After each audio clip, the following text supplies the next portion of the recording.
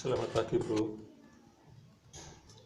ketemu lagi dengan kursus mekanik ABSS. Pada kesempatan pagi ini kita akan menjelaskan tentang cara kerja dari electric starter atau biasa juga dibilang double starter. Jadi ada beberapa komentar yang menanyakan materi tentang electric starter. Sebelum memahami kerusakan dan pergantian serta perbaikan, ada baiknya kita memahami nama komponen beserta fungsi dan cara kerjanya. Nah, proses kerja dari electric starter ini tentu harus dipengaruhi dengan kondisi kelistrikan yang bagus. Artinya, kalau kamu electric starternya mau bagus, maka aki, kiprok, dan sepul pengisian juga dalam kondisi bagus. Karena meskipun aki baru, kalau kiproknya itu tidak bagus atau kiprok rusak, maka aki tersebut tidak akan mampu menghasilkan arus DC yang sempurna. Begitu juga ketika sepul pengisian yang bermasalah. Meskipun aki baru, kiprok baru, tetapi aki tidak mampu untuk menggerakkan electric starter dan menghidupkan mesin. Jadi ketiga komponen pendukung tersebut merupakan sumber arus ataupun penghasil arus yang dibutuhkan untuk electric starter. Nah, saat kondisi sepul, kiprok, dan aki bagus, proses kerja electric starter itu dipicu dari kunci kontak. Jadi sebelum menekan tombol starter, ada baiknya kunci kontak di-on-kan. Nah, saat kunci kontak sudah on, tombol starter ditekan, maka arus dari aki, arus kecil ya, dari aki akan diteruskan menuju ke switch starter atau tombol starter. Dari tombol starter itu, arus akan dialirkan menuju ke bendik atau relay starter. Nah, yang ini, bendik atau relay starter.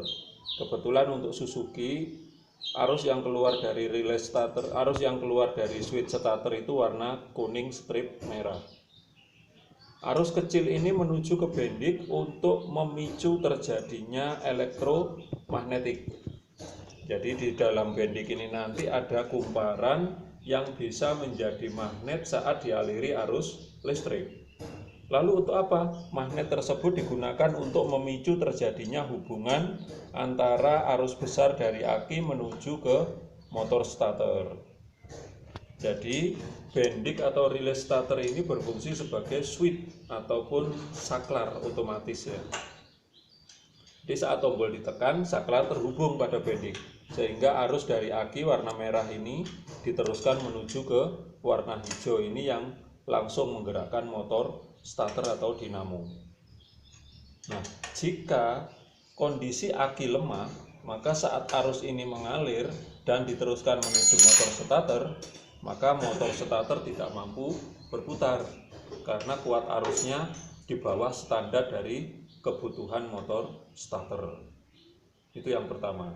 Kemudian yang kedua, mesin tidak bisa hidup itu bisa disebabkan oleh bendik. Nah, kenapa bendik atau relaynya? Relay starter ini tidak mampu menghubungkan arus besar dengan sempurna.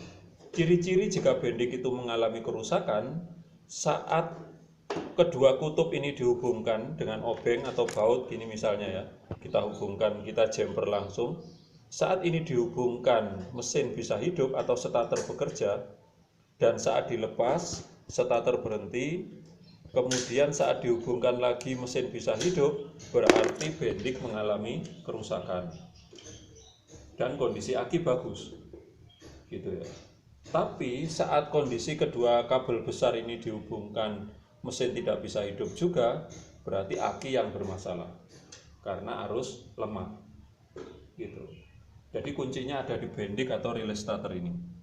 Nah, jika kondisi aki sudah bagus, kiproknya sudah bendiknya sudah bagus, relay starter bagus, tapi mesin nggak bisa hidup juga, berarti kamu harus bongkar ke bagian ini dinamo atau motor starternya.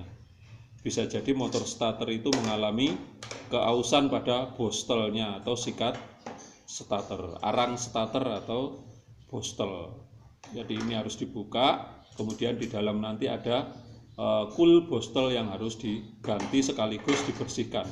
Karena biasanya banyak debu-debu bekas gesekan yang di sekeliling itu juga mempengaruhi dinamo starter jadi berat dan bekerja dengan berat.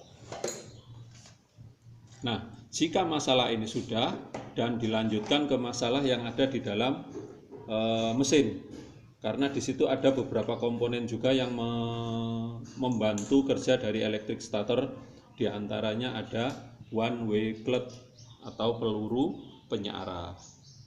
One way clutch itu nanti fungsinya untuk mengikat